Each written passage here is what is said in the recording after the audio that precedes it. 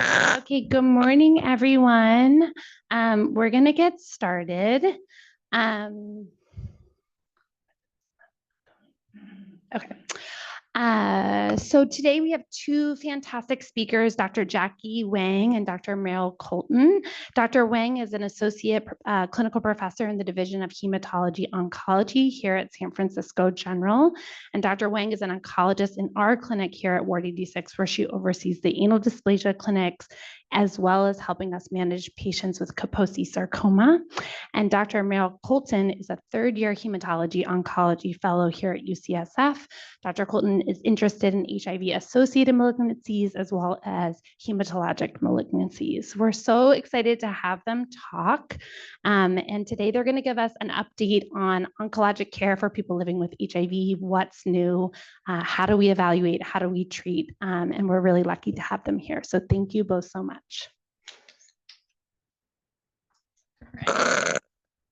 Morning, everyone. I don't have any disclosures. So this is a brief outline, a little bit of a whirlwind tour of Kaposi sarcoma from epidemiology all the way to treatment. So historically, the first description of Kaposi sarcoma appeared in 1872 with Dr. Kaposi, describing 5 cases of what he called idiopathic multiple pigmented sarcoma of the skin. So these are from his original case report that was translated into English, but it still rings true today, and talk about these raised or flat lesions, brown red or blue red, coarse to the touch. They swell like angioma. Patient may have swelling and pain in the feet or hand, and the striking pigmentation is caused by the large amount of blood and hemorrhages in the nodules. So microscopically, he recognizes our very vascular tumors. And he reported on a postmortem of the patient who died from bloody diarrhea and showed patient had diffuse visceral involvement of Kaposi sarcoma. And then to 1950, this is the first description of endemic KS in Equatorial Africa. In 1977, Dr. Harwood described Kaposi sarcoma occurring in renal transplant recipients. And then finally, in 1981, KS and PCP among homosexual men. This is the MMWR report that we all heard about. This is describing what we know as the HIV-associated Kaposi sarcoma in patients with low CD4 count. And then before development of effective ART, these cancers occurred in 30% or more of patients who had AIDS. So clinically, these are pretty dramatic. For this, these are actually, I should point out, these are 2 really good review papers that came out recently. So if you're interested, please look them up. So these are pictures from those review papers, kind of dramatic presentations of the disease. And the history I provided also just shows us the main 4 subtypes of KS we've commonly identified from AIDS-related or HIV-associated, also known as epidemic KS, iatrogenic, endemic, and then finally the classic KS. KS is the cancer that is most strongly associated with HIV/AIDS. You can see the odds ratio here. It's they're almost 500 times more likely compared to occurring people with HIV than in people without. And this is a significant odds ratio compared to the other cancers that we're starting to see more and more, specifically the non-AIDS defining cancers. So it's important to point out that so KS itself, although it happens more in people with HIV, it is not caused by HIV itself. There's another viral etiologic agent, which is KSHV, also known as HHV8. We know from epidemiology, there's a second transmissible agent, because we clearly see KS in people without HIV. And Dr. Chang, Dr. Moore used representational difference analysis to identify these unique DNA sequences in KS tissue that are absent in non-disease tissue that are obtained from the same patient. And these are, so that you can see the electron microscopy pictures on the lower right. And globally, this is sort of circumstantial evidence that shows KS is caused by KSHV. You can see the geographical prevalence of KS and KSHV agree with each other, meaning geographic areas that have a lot of KSHV also tend to have a lot of KS. So there's a lot of KSHV in Africa. So that's why we see a lot of KS in Africa. And it's not very common in Asia. I remember some of the HIV researchers or clinicians I've met from China, for instance, they'll tell me they never see KS there, even though they have a good number of KS patients. So a lot of HIV patients. And so you won't have a lot of KS in areas that you just don't have the KSHV seroprevalence. Okay. And then finally, I think specific for our population here, just so you know, we do see a good number of HIV negative or HIV, men have sex with men who don't have HIV, who also develop KS here.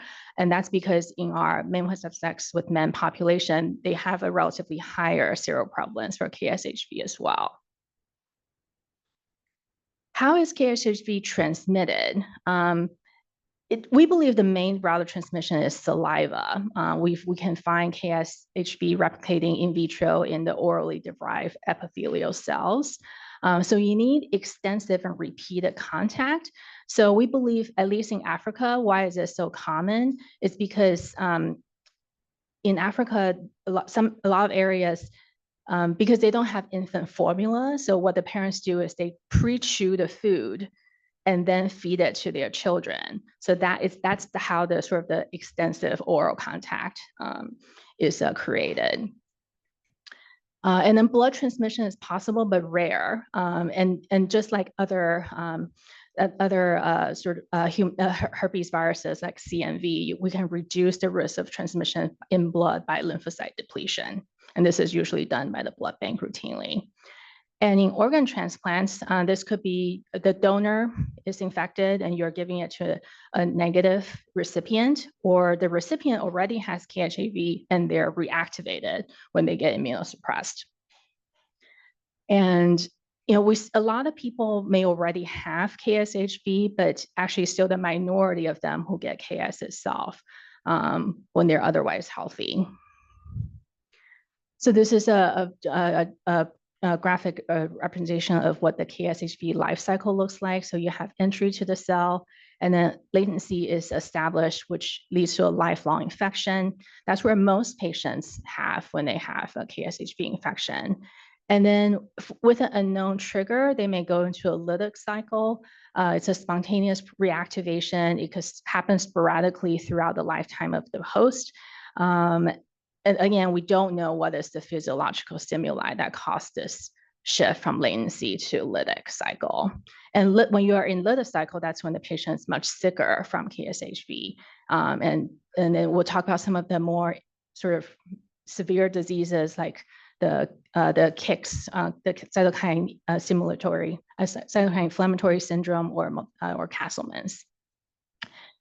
And KSHV has learned to modulate a lot of the cell signaling pathways in the host, and that allows them to survive and proliferate for a long time in the host cells.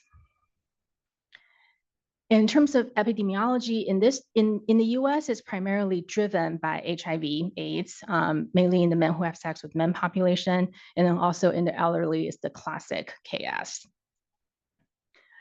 The incidence of KS is no longer declining starting from year 2000 because the KSHV prevalence and HIV prevalence are relatively stable now in the US population.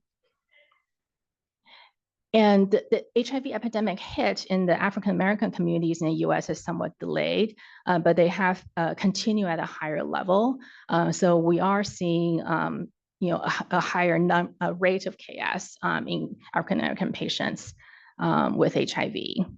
And they have a worse 5-year survival compared to the white KS patients. This is data from the VA cohort. And we just want to point out this. Some people will argue should be a new subtype of KS. This is not as well commonly accepted, but we do have multiple papers, especially some of them published by our clinicians here, specifically dermatologist Dr. Toby Maurer. But this group of people with HIV, whose HIV is well controlled, but they still develop KS, oftentimes after years of having no evidence of disease. So I feel like it's almost a mix of HIV, KS, and classic KS. Phenotypically, you're much more indolent like the classic KS, but they're in people with HIV. So I'm describing an actual case from a few years ago. It reads like a case from 30 years ago, but it's actually during my time here. This is a 24-year-old man who, at the time when I met him, was recently diagnosed with HIV/AIDS when he had PJP. CD4 nadir was 4. He was started on antiretroviral right away, and then 4 months later, he started to develop weight loss. At the time, his CD4 count had increased to 80, and his viral load is undetectable, so he's definitely on his medication. His CD4 count showed diffuse adenopathy. Some of the lymph nodes have necrotic centers. He has liver lesions. He has thickening in his anal rectum, and he has multiple small pulmonary nodules. So this is my first question. We all know we need to biopsy him, but what would you biopsy? I think it's reasonable to have slightly different thinking on this. I think there's an obvious wrong answer, but you can feel free to decide what you would do.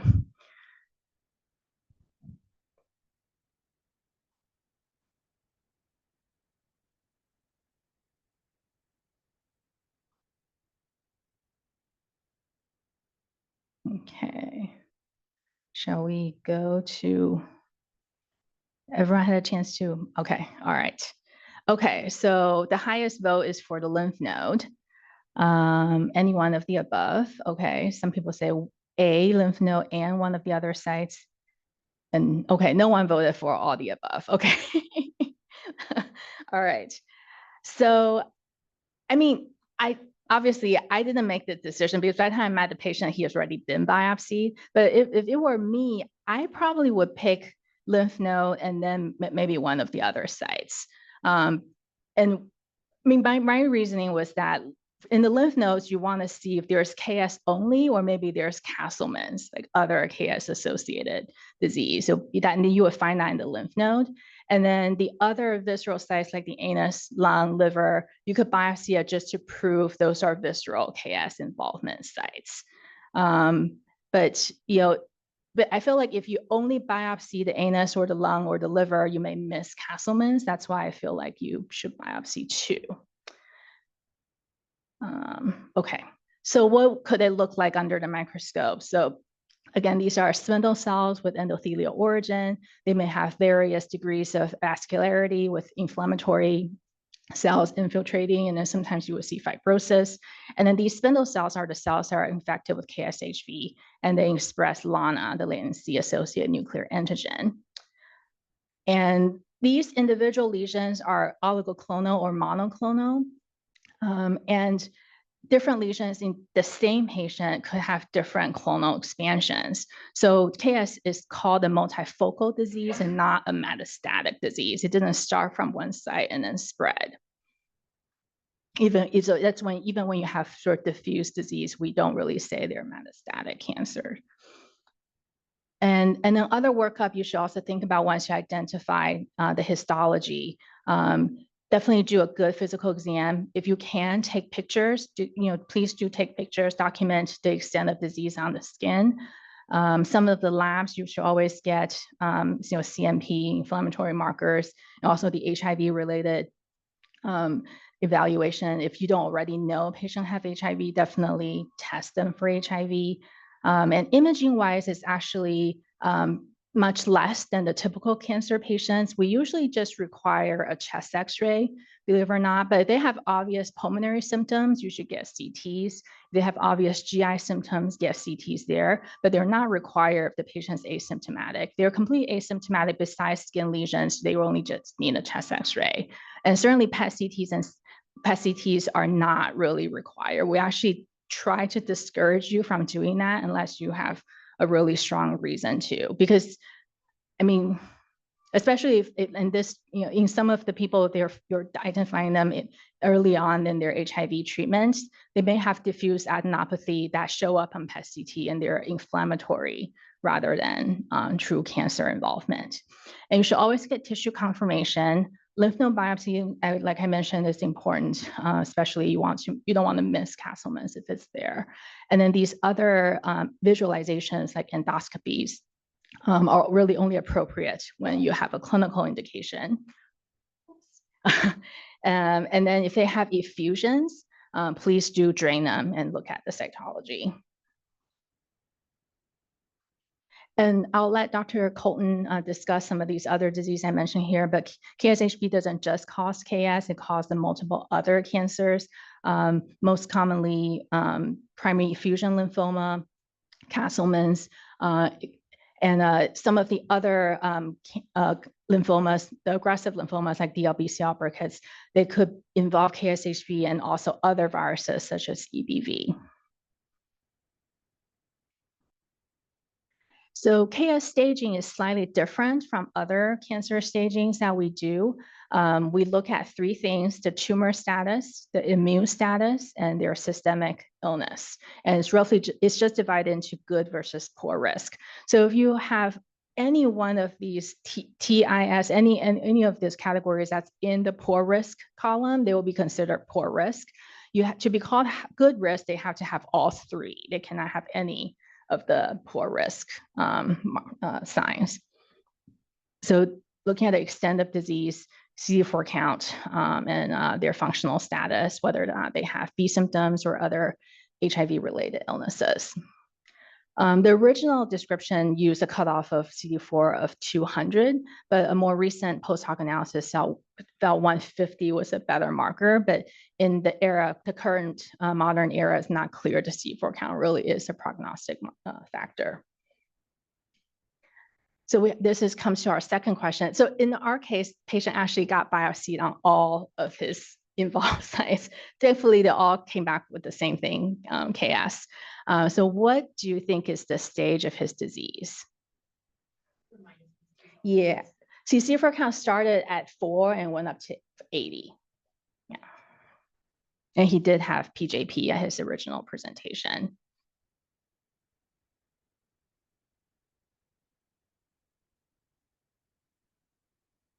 Okay. Everyone had a chance to vote here. Okay. Okay, good. Yay, everyone agreed. Yeah, this is a poor risk KS. He has obviously visceral disease, low CD4 count, and he has systemic illness before. Okay, so once we identify KS, and before we start any treatment, you want to have a good measurement of his current disease status, and it's a very visual disease, especially on the skin. So we look at the number of lesions, the dimension of the lesions, usually in 2 axes. We also want to look at whether a lesion is raised or flat, and you want to measure. You could subjectively describe, but it would be good to have actual measurements of the circumference of various limbs to document edema. You should always look inside their mouth to see if they have oral lesions, and if they have reason to get radiographic studies, then you could document and the measurements of lymph node sizes and liver lesions and so on. And response criteria for KS is also slightly different from other cancers. So there, you can call something complete response if they have either no lesions, or actually more commonly is when these KS lesions regress, they turn into these flat brown pigmented lesions. So you could biopsy one of them to show that it's just hemosiderin deposits and not active KS anymore, and you could still call that person complete remission if all their skin lesions look like the brown flat lesions I talk about. Most commonly, we see partial response to our treatments, which usually means a decreasing size or the number of lesions by 50%, or if they just have more than 50% flattening of their lesions, like they go from raised to flat in a half of their lesions, they could be called a partial response as well. If that progressive disease, meaning they have an increasing size or number of lesions or a new site of visceral disease, and then stable disease if they don't meet criteria for any of the other three response status. How do we treat KS? So in general, when the disease is good risk, meaning they have minimum disease has usually just involved the skin, hopefully it's not a big cosmetic issue or quality of life issue, you could just keep them on ART alone. But if they have more extensive disease beyond just skin or maybe a few lesions in the mouth, they have pain from their edema or significant swelling, or they have any documented KS disease, like they have biopsy-proven KS in the lung, in the liver, they would need more aggressive treatment, usually systemic therapy in addition to their antiretroviral therapy. And you should always bear in mind, do they have any other KS-associated diseases? Because you may want to choose a regimen that could treat both. I think that's the main thing. Like sometimes KS is the most obvious disease that you can identify, and you just need to make sure you're not missing anything that's happening concurrently. But I think more commonly we're seeing it happens sequentially, like you may start with KS and then the patient develop Castleman later or other KS disease later. I think one of Dr. Kaplan, you guys may remember, he told me he had one patient who had, I think, primary effusion lymphoma, Castleman, and KS throughout maybe like 20 or 30 years of his life. So it can certainly happen all in one patient. But I want to talk about this, the different things that you should know that will be treated differently first. So if they have transplant-associated KS, they actually don't get chemo. They usually, you want to switch them to sirolimus for their immunosuppression because, this is from 20 years ago, but they noticed the KS incidence in kidney transplant recipients were increasing when they introduced cyclosporin as their primary immunosuppression. And then they see this increasing expression of VEGF or VEGF in the skin cells. So they did a small study. It was actually published in New England Journal of Medicine of 15 such patients, and they switched them to sirolimus when their KS was diagnosed. And they actually had, I think, 100% response to sirolimus. All their skin lesions disappeared, and they proved it with biopsy. And they actually, in terms of their graft function, they did very well also. So for transplant-associated KS, I mean, mostly these are kidney transplant patients. If they get KS, the first thing you do, and probably the only thing you need to do is make sure they're on sirolimus. And of course, antiretroviral therapy is critical for people with HIV who get KS. It's really the cornerstone of their treatment.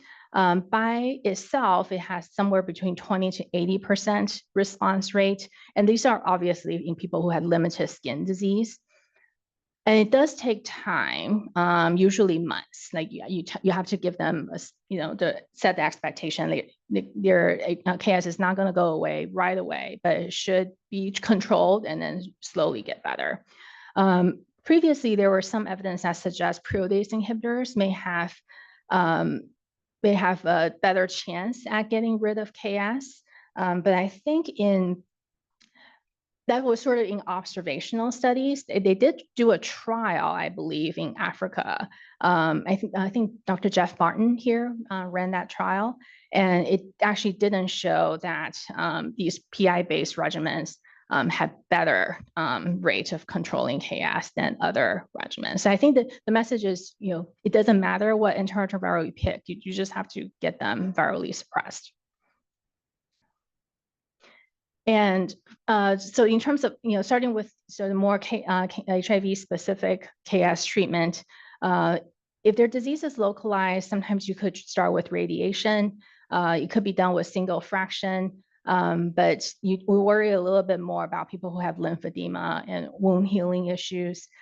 Usually I use it as a bridge to something else. Like if they have intense pain, sometimes I would try radiation first while I'm getting them started on chemotherapy. And then, of course, the ones we're more familiar with by our dermatology colleagues are intralesional vinblastine. But you really should not do this treatment on the foot or on the face because this treatment does ulcerate. So you definitely don't want to cause ulceration on the face. And on the foot is because we think there's a higher risk of infection. Like even, we probably know there are just more bacteria on the foot. So even when you sterilize the site really, really well, when you inject, they just have a higher chance of infection there. And vinblastine is pretty painful. There isn't really, as far as I know, there isn't a good way to relieve the pain from the injection. So just you have to warn the patient when you do that. And then there's, of course, the topical alprazolam. This is a gel. It's very, very expensive. I think most of the time it's not on formulary for insurance. So it could cost them thousands of dollars a tube. It has about 50% response rate, but it's very rarely used because most patients can't afford it. And of course, as a medical oncologist, I mainly know about the systemic therapy. Our first line in this country is usually pegylated lysosomal doxorubicin or Doxil. It has about a 50% response rate. Because of the doxorubicin component, it's considered cardiotoxic, meaning they could cause heart failure. So we do need to monitor their EF with echo. But in my experience, I think it's a lot less cardiotoxic than conventional doxorubicin. So I've given people this treatment for years, clearly exceeding their lifetime accumulated dose that's allowed. But I haven't seen anyone with heart failure from this. I do monitor them with echo about at least twice a year when they're exceeding their lifetime maximum. And then the other agent that a lot of people probably use more often is in resource limited setting is paclitaxel. Sometimes here in our hospital, we replace it with the protein bound version of paclitaxel, which is Abraxane. Paclitaxel is cheaper, but it's more myelosuppressive, and it takes 3 hours to administer compared to the 30 minutes for Doxil. So it's not as popular in this country, but it is about just about as effective. And then very rarely used anymore are these older regimens, ABV, BV, or etoposide. They've been shown to be less effective than the first two agents I mentioned, so very rarely used here, but you may still see them in resource limited settings. So I think for this audience, you're of course very familiar with IRIS, or immune reconstitution inflammatory syndrome, which is the host response that follows the initiations of antiretroviral therapy, where they have worsening of their pre-existing infections. So we can certainly see KS-IRIS. Usually happens when you see the progression or worsening of their existing KS within 3 to 6 weeks after starting antiretroviral therapy. It's much more common in sub-Saharan Africa, where the incidence of KS-IRIS could be as high as 20% compared to the US, whereas the incidence of that is less than 10%. So that happens in people who are, of course, are just started on ART. People who are older, they start with a higher HIV viral load. We can't really get HSV-8 levels quickly here. I think it's a send out, so it takes a long time. But you could, if you routinely send HSV-8 on these patients and they have a detectable HSV-8 level at the beginning, they are at higher risk for developing KS-IRIS when you treat them. So in Africa, some people have argued because of their high risk for KS-IRIS, they often would start chemo at the same time or very close to when they start antiretroviral therapy for this reason. And it could be very serious, like if they have like airway obstruction or like hemorrhage in the lungs from these lesions, it certainly could be very severe. But usually, the few KS-IRIS cases I've seen here, they will have temporary worsening, but by the time you sort of get them to start chemo, they're starting to get better already. I think that's probably more likely here, but again, probably because our KS burden of disease is much lower here. And then I just want to say a few words about KSHV inflammatory cytokine syndrome, or KICS, which I think we probably see these cases maybe one every other year or so. And when we see them, it's very dramatic. So basically, this is a significant inflammatory syndrome in these patients, but they don't have Castleman's. They cannot have Castleman's. That's how we differentiate this disease entity from Castleman's that Dr. Colton is going to talk about later. They could have KS or primary effusion lymphoma, and patients could have it's very high mortality rate. I feel like the last 5 years, I've probably seen 2 to 3 of these patients. They unfortunately all passed away, usually in the ICU. And I think the treatment of this have started to become more clear. I mean, I feel like 5-10 years ago, really, we identified this disease entity, but we don't really know or have a consensus of what is the best way to treat it. A lot of the earlier case reports have focused on the inflammatory aspect of this disease. So they would do anti-inflammatory agents such as rituximab, cetuximab, anti-IL-6 agents. But when you only do that, the response rate either is very low or very brief. The response is very brief and the patients still die if you only focus on the inflammatory component. I think the more recent experience is that you actually should focus on the KS. So you would give the KS therapy and then add the anti-inflammatory treatment later. So I think this is a relatively new development that I didn't know about until we have built up more experience as a community. What happens when the first line treatment, like Doxil or paclitaxel, fails? Right at this time, I think the most accepted second line treatment is pomalidomide, which is the oral agent we use to treat multiple myeloma. It has immunomodulatory effects, anti-angiogenic effects, and also anti-proliferative activities.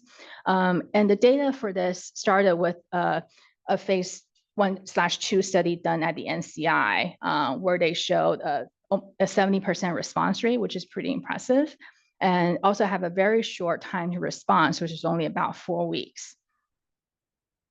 So that's how, so the pomalidomide got, I think, an FDA breakthrough designation for KS, and the AIDS Malignancy Consortium is conducting larger studies to confirm this finding here in the US and also in Africa. So hopefully this indication will remain instead of being withdrawn. And then other second-line agents could include immunotherapy. For instance, pembrolizumab, which is a PD-L1, anti-PD-L1 agent. And this is a study that we participated in as well, called CITN12. Patients in this study all had CD4 count of 50 or higher, and their HIV is relatively well controlled. We had 32 patients. And interestingly, in this study, we had one patient with KS who they did not realize had well, I guess they realized it, but didn't think it wasn't a reason to exclude the patient because it wasn't in the protocol for that. The patient had a recent history of probably sounded like a Castleman's-like disease. And then we gave this is at the NCI, they gave the patient Pembro, and the patient had a significant, sort of inflammatory syndrome that happened, and then he actually died.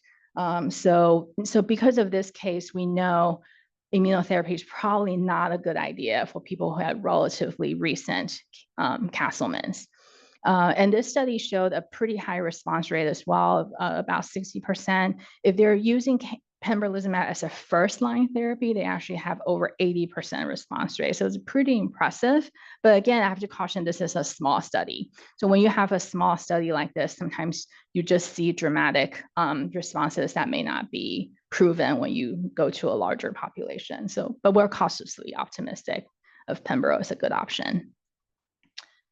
And then people do have autoimmune or IRAEs, but they're usually mild and manageable.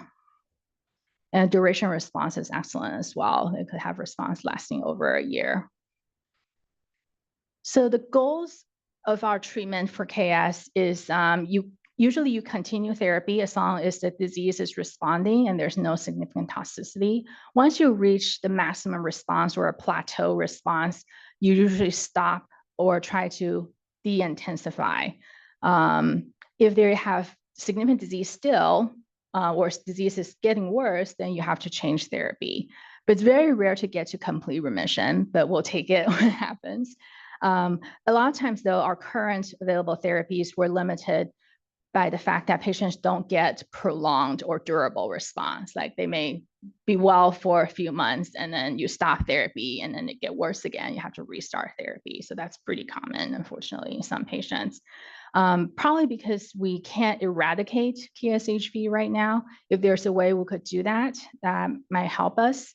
But this is unfortunately what we have to put up with is, this start and stop multiple times in terms of KS therapy. So I think this is a good time to summarize before I hand things off to Dr. Colton. So there are 4 subtypes of KS, like I said before: classical, endemic, transplant, and HIV-associated. KS in people with HIV occurs in the vast majority of cases when CD4 count is low and the viral replication is not controlled. First-line therapy, such as Doxil or paclitaxel, has about a 50% response rate. It's something you should remember when you talk to the patients. We as clinicians here are observing more KS cases in people with suppressed HIV viral load. But these diseases are usually less aggressive, so you can reassure the patients they don't have to get treatment if there's no obvious symptoms that they need to be alleviated. And then just always don't just see the KS and then forget about the other KS related diseases such as primary fusion lymphoma, Castleman's, or KICS. Okay, so hopefully that lays the groundwork for Dr. Colton. All right. I'll try to keep it on time and fly through the rest of these cases. But we're going to change gears a little bit with our next case. So we have this 52-year-old man living with HIV for the last 10 years on antiretroviral therapy. He's had great control with his last viral load undetectable and CD4 count of 938. A month ago, he developed fevers, night sweats, cough, and shortness of breath, and labs were notable for a normal white blood cell count, but hemoglobin of 9.8 and platelets of 120. A CT scan revealed marked axillary, subpectoral, mediastinal, and hilar lymphadenopathy with bibasilar, nodular, interlobar septal thickening, and scattered perilymphatic pulmonary nodules. Diffuse abdominal and pelvic lymphadenopathy were suspicious for a lymphoma. So here's my first question, which maybe Jackie and I are going to disagree about.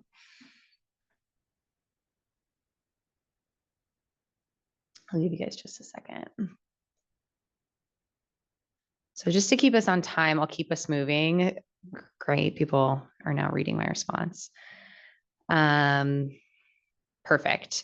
So I think this is a case where there isn't a perfect answer. I think the guidelines and what I really want to hit home here is that when you see lymphadenopathy, we're thinking about lymphoma. And for our HIV patients, we know that there can be these sort of like other inflammatory, other malignancies involved. And it is nice eventually for maybe the oncologist can decide to get a PET CT.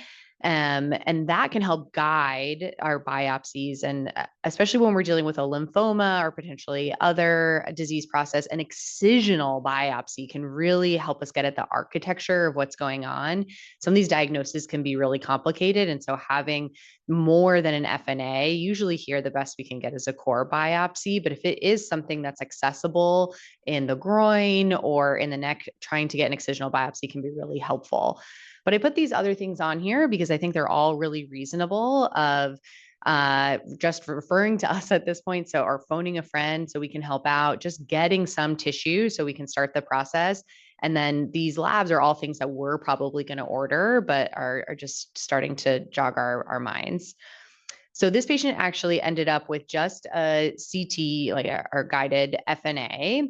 That showed this H&E section with these mildly distorted but largely preserved lymph nodes, scattered follicles with germinal centers varying in size from small to large, with occasional germinal centers that are surrounded by a broad mantle zone composed of concentric rings of small lymphocytes, this so-called onion ring. And then rare follicles contain more than one germinal center. Occasional germinal centers are partially depleted of small lymphocytes, as small germinal centers are radially penetrated by a prominent blood vessel, this lollipop sign. You can actually sort of see both of this on the right here, how it tends to look like an onion, but then there's this blood vessel that's coming through, the lollipop sign. And then on staining, they found that these cells are HHV positive. And so these are all buzzwords for HHV-associated multicentric Castleman's disease. And so that is ultimately what this patient was diagnosed with. So just as a review, Castleman's disease is this group of 4 disorders that share histopathological characteristics, but actually vary extremely widely in presentation and treatment and outcome. As a review, it's unicentric Castleman's disease, which just tends to be one site. There's POEMS-associated multicentric Castleman's disease, which is actually in the line of these plasma cell dyscrasias, where you end up with small proteins that also give you really bad polyneuropathy, organomegaly. And then there's idiopathic multicentric Castleman's disease. And then for our HIV positive patients, we think of this HHV-8 associated multicentric Castleman's disease. And as you can see on the bottom, they have this different pathology where the unicentric Castleman's disease has more of this hyaline vasculature pathology. And as we get over to the HHV-8 associated multicentric Castleman's disease, they get more of this plasmacytic pathology.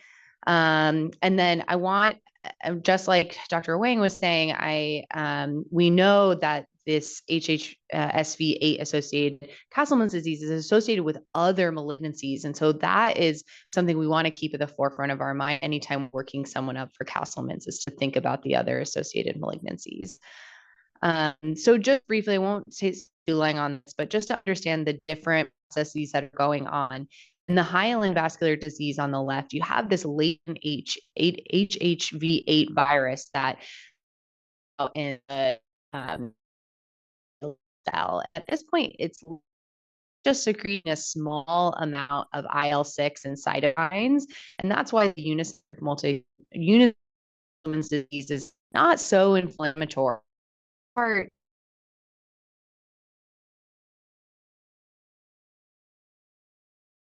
V8 gets activated and actually infects the plasmablast, which is the cell precursor to a plasma cell. It creates this proliferation of the plasmablast, which can be polyclonal, so it's not actually always monoclonal. And this really ends up secreting a ton of cytokines. So there's a lot of IL-6 expression, there's a lot of VEGF expression, and that's where you get this really sort of pro-inflammatory syndrome that you see with the HHV-8 multicentric Castleman's disease. So the symptoms, patients will present with B symptoms like fever, fatigue, night sweats, chills. They'll see nausea and vomiting. There's also a lot of edema, ankles, feet, in the abdomen. People can get effusions, hepatosplenomegaly, and then sometimes peripheral neuropathy. What's really interesting about Castleman's disease is it's actually epidemiologically had sort of the opposite association as some of our other HIV-associated malignancies, where it's not as strongly associated with a low CD4 nadir, and that over time we've actually seen higher rates of Castleman's disease as we have involved better antiretroviral therapy. And so there's something about just the maybe low level chronic immune dysfunction or rather than just the absolute immune suppression that is driving the Castleman's disease. So actually one of the risk factors is a nadir greater than 200, increased age. So we think this is age related. There is some association with no previous antiretroviral therapy, and then having Black race or African ancestry, which I think is not really borne out what the etiology is from, but maybe more associated with migration patterns and rates of HHV-8 in communities and populations. And then last, we've brought this up a lot of times, but just remember that there's this high risk of co-occurrence with other, Kaposi sarcoma and other lymphomas. And so to keep your detective hat in mind whenever this comes up, to make sure that you fully evaluated for other malignancies. So for the treatment of Castleman disease, we break it up into whether there's mild disease or whether there's also fulminant organ failure. The preferred modality of treatment can be just rituximab or rituximab with prednisone, but it's really important to note that for patients who also have Kaposi sarcoma, that 1 to 2/3 of these patients will flare when treated with rituximab alone. And so for those patients, we really think the addition of liposomal doxorubicin can help control both entities and really prevents that flare. There's also there's some evidence on just using antivirals alone. So the high dose zidovudine or plus ganciclovir. We know that these aren't as effective as the rituximab, but in patients who are maybe not eligible for chemotherapy or rituximab, I'm not sure who we wouldn't treat with rituximab, but it's an option. And then for the fulminant organ failure patients, we will treat with more systemic therapy, even similar to our other lymphoma therapies. Again, it could just be rituximab and liposomal doxorubicin, but also other regimens like RCVAD.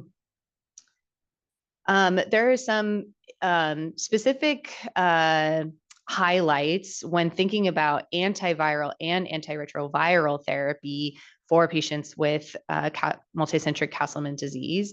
We know that HHV-8 replication is sensitive to these antivirals like ganciclovir, foscarnet, and cidofovir. And there's some evidence to say that for patients who have poorly controlled HIV, that adding one of these antivirals can help have better outcomes. And then also for patients who have active Kaposi sarcoma. And then there's even more data to suggest that there is a role for maintenance, valganciclovir or zidovudine. And so once you've completed your therapy with liposomal doxorubicin and rituximab, you can add one of these antivirals and help keep people in remission. With respect to antiretrovirals, it's the same story that we'll say over and over again. These are extremely important, the backbone of therapy. They should be started or continued on everyone. There's better outcomes with chemoimmunotherapy, very proven no or few adverse interactions with chemo, except maybe thinking about the zidovudine can cause some overlapping myelotoxicity. There's no one treatment response assessment for Castleman disease, but we tend to use these 11 minor criteria in the diagnosis of Castleman's and say that people can be considered in a CR if none of these 11 categories exist anymore. A PR is when a number or degree of them are improved by 50%. Progressive disease is if it's they're worsened by 50%, and stable disease is not a PR or a PD. And then with respect to prognosis, I think this is really important for all of you all who are seeing these patients with Castleman's. We know that the HHV-8 positive multicentric Castleman's disease has worse overall survival. This is based off of the Oskin-Hendler study, which was actually quite a large, it's still a retrospective study, but looked at over 1,000 patients over the US and what their outcomes were. What's interesting though is this Ramaswamy study a little bit later showed that again, if you add that maintenance antiretroviral, you can get 5-year survival up to 87%. And so I think that's sort of one area that is trying or has the potential to improve outcomes for this population. But overall, I think the treatment options are available, outcomes aren't terrible. And I think the biggest part is just getting them into the right care with an oncologist and working with ID to get them on the right treatment. Okay. So this patient was treated with 9 cycles of rituximab and liposomal doxorubicin and had a PR. Since he was feeling so much better, he was able to go back to work again, but unfortunately lost his San Francisco General Insurance because of that. 2 years later, he developed repeat B symptoms, dizziness, and dyspnea on exertion, and actually presented over at UCSF, where he was retreated with 6 cycles of rituximab and liposomal doxorubicin and went into a complete CR. Just to hit our other point home, though, then 5 years later, he presented with a new pulmonary effusion and was found to have a primary effusion lymphoma that was CD20 negative. He is now status post 6 cycles of dose-adjusted EPOC and dexamethasone and is in a CR. So he's doing really well. Jackie, this was your patient, actually. Okay, so for summary, Castleman's disease is a rare disorder that often co-occurs with other HIV-associated malignancies. A thorough workup is important for appropriate diagnosis. If there's any concern, just phone a friend. We're happy to sort of talk through the complicated diagnosis of these folks. And rituximab-based therapies are effective and can lead to prolonged survival. All right, I'll speed through this last case. This is one of my new patients over here at the General. He's a 67-year-old man living with HIV. He was diagnosed in 96, but has been well treated recently. His last viral load is undetectable. His nadir was 0. And then he's on antiretroviral therapy. He actually had a history of lymphoma treated with radiation and chemotherapy back in 1996. We had sort of very little treatment notes, but he got R-CHOP and some radiation at the time. He has noted a new 20-pound weight loss. He's got this positional cough. So every time he lays down, he has a terrible cough, fatigue, shortness of breath, and weakness. His excellent HIV infectious disease physician ordered a chest x-ray, which showed a left lower lobe opacity, and a follow-up CT chest showed this large heterogeneous left lower lobe mass that was 8 by 8 centimeters with central necrosis and small left pleural effusion. So then they did an FNA and core needle biopsy, which showed a large B-cell lymphoma with GCB phenotype, and FISH was negative for BCL2, MYC, and BCL6. And a follow-up PET CT revealed subcarinal left hilar, perihilar lymphadenopathy. So originally thinking maybe this was a lung cancer, but turned out to be a lymphoma. All right, so which of the following lymphomas are not more common among people living with HIV?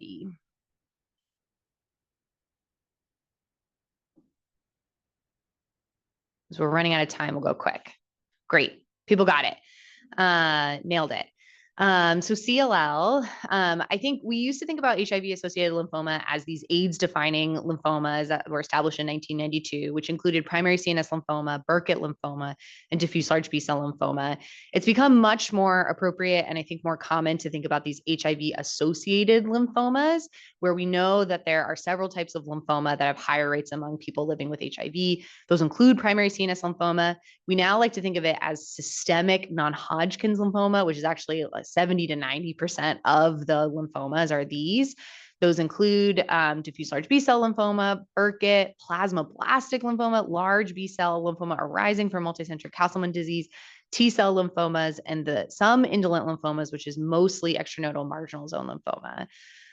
Also, we know primary effusion lymphoma is almost exclusively found in people living with HIV. And then Hodgkin lymphoma is still a very important HIV-associated lymphoma.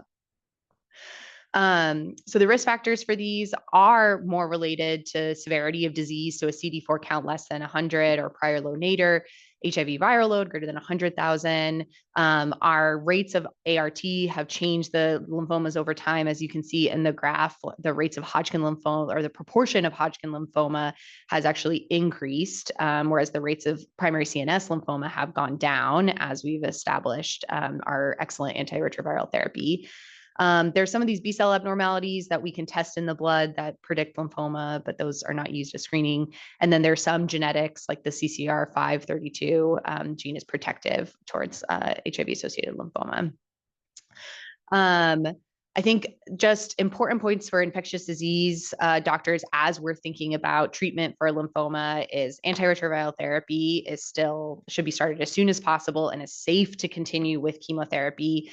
The one exception is that avidine may increase myelotoxicity. So if there's an alternative to that, thinking through that. And then there's some studies that were showing protease inhibitors like ritonavir can potentiate chemotherapy side effects. I think at this point, a multidisciplinary discussion with pharmacy, with HEMONC and ID can happen to help us pick the best treatment. And then really thinking through prophylaxis for opportunistic infections. I'm actually quite aggressive with this in my practice. So basically anyone who's getting systemic therapy for a lymphoma is going to get PJP and viral prophylaxis. But I think especially among our HIV or patients living with HIV. And then fungal bacteria prophylaxis is really only needed in prolonged neutropenia. So for your typical R-CHOP or dose-adjusted R-EPOC, you don't need it. And then thinking about Hep B prophylaxis, which sometimes might be covered by their antiretroviral therapy. The last two considerations, there used to be a lot of discussion around the role of rituximab and whether or not it was safe and to continue with people who with CD4 counts less than 50. There's some places that will still hold this, but a lot of those studies have proven there were biases or confounding. And so others will still advocate to continue the rituximab at any CD4 count with close infection monitoring and prophylaxis. And then we know that some of these cancers can be more aggressive than their lymphomas in people without HIV. And so there are also some arguments to use a more aggressive chemotherapy regimen like EPOC, especially with high risk features like a high Ki-67 rate. So this was like a study that showed that patients did better with our EPOC compared to our CHOP, but actually they're in multivariable analysis, there wasn't a difference in outcomes. Okay, so in conclusion, this patient was treated with 6 cycles of R-COP because of his prior doxorubicin exposure. He got Bactrim and acyclovir throughout his therapy, and his end of treatment PET is pending, but his symptoms have completely resolved, so we hope he is in a complete CR. All right, so in summary, people living with HIV diagnosed with lymphoma have worse outcomes than their HIV negative counterparts, but starting and continuing antiretroviral therapy during chemotherapy is an important driver of survival. And HEMONC, ID, pharmacy, interdisciplinary approach is important to ensure that the appropriate chemoimmunotherapy and infectious prophylaxis. Okay, I know we got 4 minutes. Thank you both. That was so fantastic. Such a good overview of HIV-associated malignancies. And also, I failed to do this at the beginning, but wanted to give a warm welcome to all our ID fellow applicants who are online. So thank you for joining us this morning.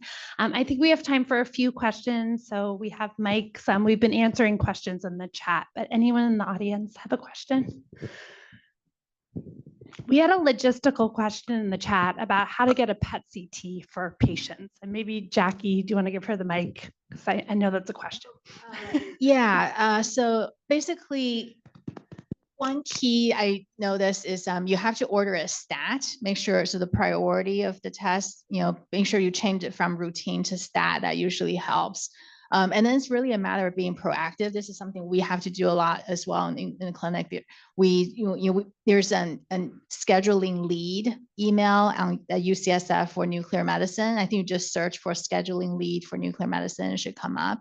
So once you put the order in, authorization is obtained, the order's been faxed, you can email the scheduling lead. They usually respond pretty quickly to get a patient. That could be done in a couple of days.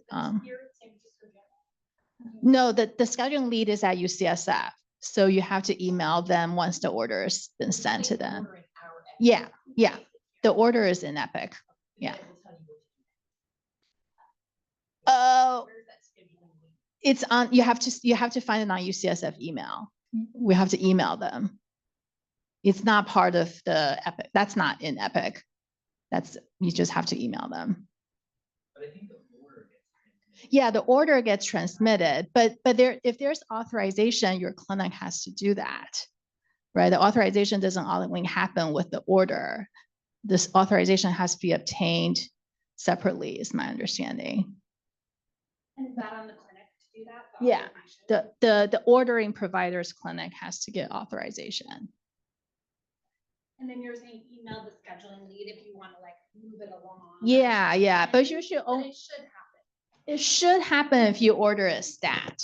I know there's some discrepancy because technically the UCSF side, once they get the order, they should be contacting the patient with the appointment information. But I know that sometimes doesn't happen. So that's why it's on us to get the information from UCSF and then provide it to our patients.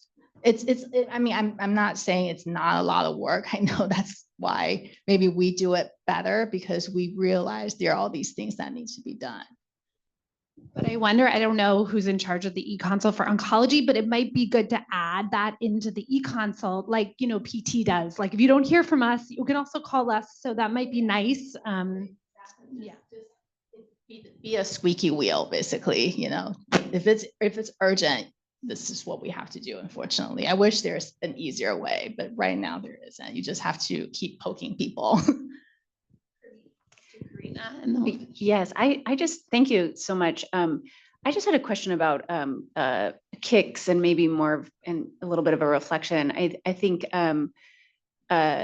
we manage these patients with you guys, and so many of the time, I think in almost all the cases, as you mentioned, the patient has died, and sometimes it takes so long. You know, I think there's a delay. You know, we all have a high clinical suspicion, but a lot of the tests take a while to come back, and you know, and are needed before you implement, you know, the Ritux and all the other therapies. But I was just wondering if there's ways to sort of, is the outcome just bad disease, or is it, you know, if we treated them earlier, could we have better outcomes? And was thinking about reflections or thoughts about ganciclovir in the interim while we're waiting for data, or just trying to think a little bit outside of the box with these incredibly sick patients.